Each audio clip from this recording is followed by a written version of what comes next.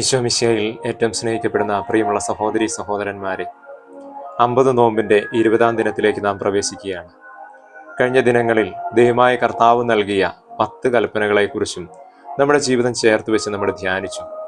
നമ്മുടെ കുറവുകളെ, പോരായ്മകളെയൊക്കെ മനസ്സിലാക്കാനായിട്ട് നാം പരിശ്രമിച്ചു. ഇന്ന ദിവസം നമുക്ക് വിശുദ്ധ മത്തായി അറിയിച്ച സുവിശേഷത്തിൻ്റെ 12-ാം അധ്യായം 31-32 തിരുവചനങ്ങളെ നമ്മുടെ ജീവിതത്തോട് ചേർത്ത് വെച്ച് ധ്യാനിക്കാം. മനുഷ്യന്റെ എല്ലാ പാപവും ദൈവദൂഷണവും ക്ഷമിക്കപ്പെടും, എന്നാൽ ആത്മാവിനെതിരായ ദൂഷണം ക്ഷമിക്കപ്പെടുകയില്ല. മനുഷ്യപുത്രനെതിരായി ആരെങ്കിലും ഒരു വാക്ക് പറഞ്ഞാൽ അത് ക്ഷമിക്കപ്പെടും, എന്നാൽ പരിശുദ്ധാത്മാവിനെതിരായി ആരെങ്കിലും സംസാരിച്ചാൽ ഈ യുഗത്തിലോ വരാനിരിക്കുന്ന യുഗത്തിലോ ക്ഷമിക്കപ്പെടുകയില്ല. ഈശോയിൽ പ്രിയമുള്ളവരെ, പാപമോചനത്തിനു വേണ്ടിയുള്ള ഒരുക്കത്തിൻ്റെ ഈ നാളുകളിൽ, പശ്ചാത്താപത്തിന്റെ നാളുകളിൽ നാം ഇന്നേ ദിവസം ധ്യാനിക്കുന്നത് പരിശുദ്ധാത്മാവിനെതിരായിട്ടുള്ള പാപങ്ങളെക്കുറിച്ചാണ്. പരിശുദ്ധാത്മാവിനെതിരായി എന്തെങ്കിലും പറഞ്ഞാൽ ആ പാപം ക്ഷമിക്കപ്പെടുകയില്ല എന്ന് ഈശോ നമ്മോട് പറയുക. പരിശുദ്ധാത്മാവിനെതിരായിട്ടുള്ള പാപങ്ങൾ ഏവയാണ്? ഒന്നാമതായി, നിരാശ എന്ന പാപം. നമ്മുടെ ജീവിതത്തിൽ നാം ഒരിക്കലും രക്ഷപ്പെടുകയില്ല, അല്ലെങ്കിൽ സ്വർഗത്തിൽ പ്രവേശിക്കുകയില്ല. നിരാശ കടന്നു വരുമ്പോൾ അവിടെ പ്രത്യാശയില്ലാത്ത അവസ്ഥയാണ്, ദൈവമില്ലാത്ത അവസ്ഥയാണ്.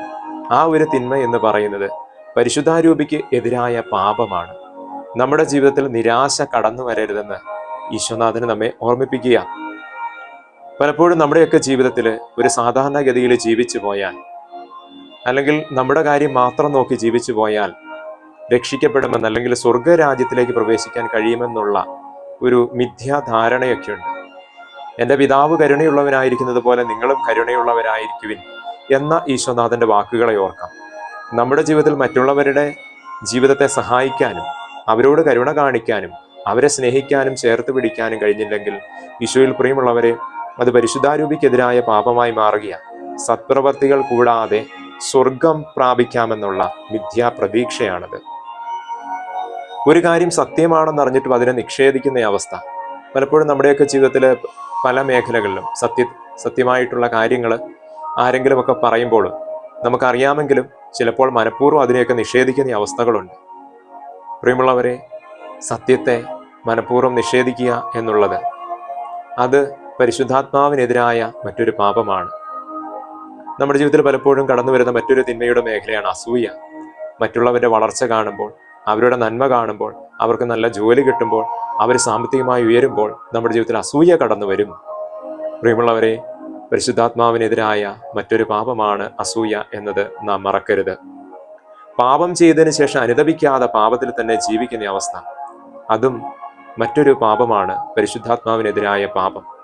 പാപം ചെയ്യുക, അതിൽ യാതൊരു കുറ്റബോധവുമില്ല, പാപങ്ങൾ ഏറ്റുപറയുന്നില്ല, പശ്ചാത്തപിക്കുന്നില്ല, കുമ്പസാരിക്കുന്നില്ല, പരിഹാരം ചെയ്യുന്നില്ല. ആ പാപത്തിൽ തന്നെ വീണ്ടും വീണ്ടും അതേ പാപങ്ങൾ ചെയ്തുകൊണ്ട് തന്നെ ജീവിക്കുന്ന അവസ്ഥ. ഈശോയിൽ പ്രിയമുള്ളവരെ, പരിശുദ്ധാത്മാവിനെ വേദനിപ്പിക്കുന്ന ഒരു പാപമാണ് ഈ അവസ്ഥ എന്ന് പറയുന്നത്. അന്ത്യസമയത്ത് പോലും അനുതപിക്കാതെ പാപത്തോടുകൂടി മരിക്കുന്ന അവസ്ഥ.